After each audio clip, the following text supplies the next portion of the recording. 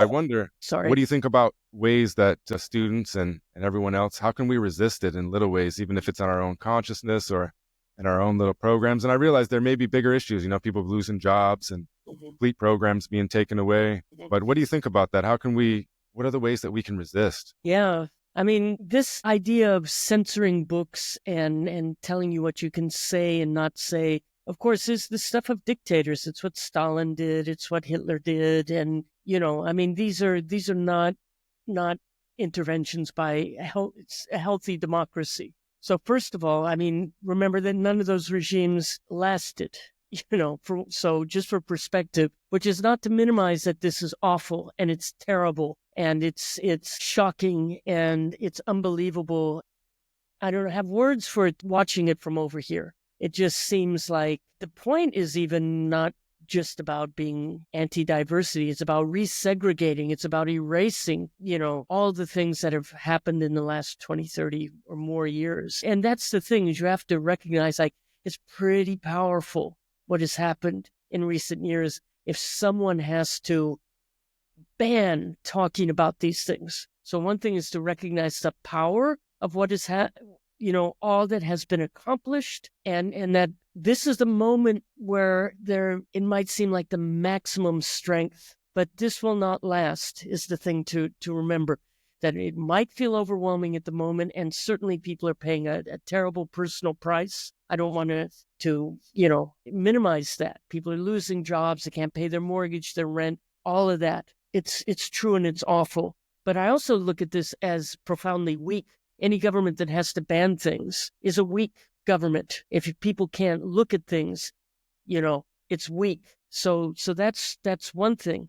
But I think, part of the problem, I think, with DEI was that it could be seen as a very neoliberal way, like about individual identities. And we've got to find our collective. We can have diverse collectivities, but it can't just be about our individual selves. It has to be more about discussing collectives and communities and people together. So I could see that critique of how DEI could be, just used as individual slotting identities. So with all social movements, with all things that have moved forward, there are ideas that are tried out, and then you learn there's pushback and you learn how to supersede them. And I hope that we can take this as a moment to resist and realize that we can reimagine and get maybe to a more decolonial space, because I think we have to go beyond DEI to really look at the coloniality of systems that are wrecking our lives, wrecking the world. It's not just about a social identity.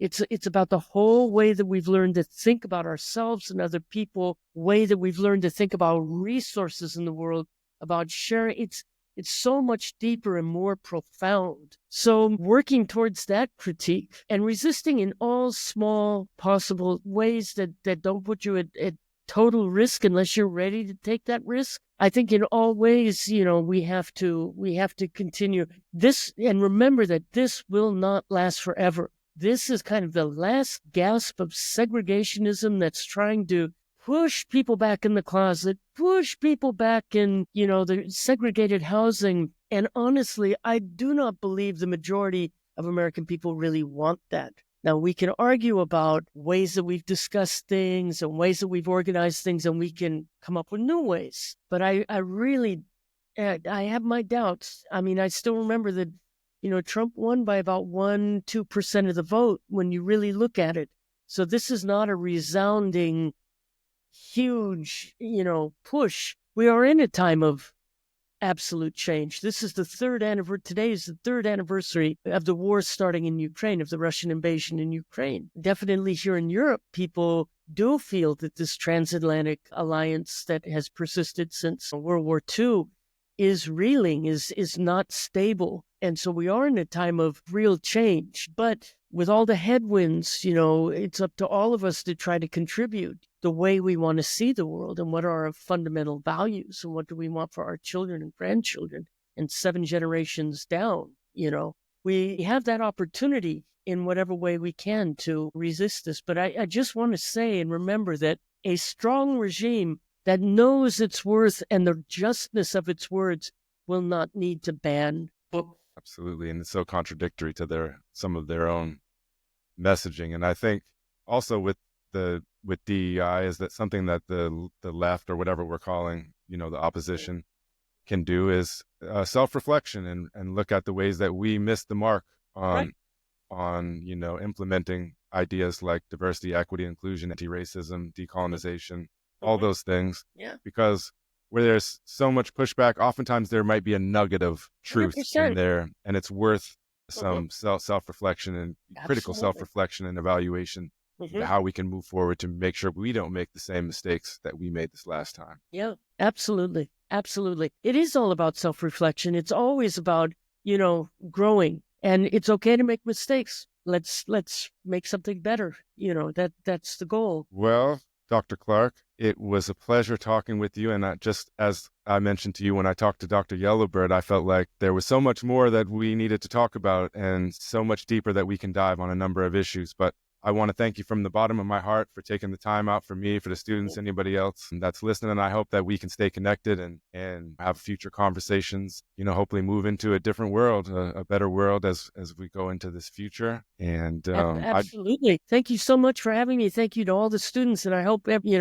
just Google me and be in touch, because I'm always here and I love to connect with people. And, I always think of the words of Arundhati Roy, the great Indian writer from India, who said that a new world is being born.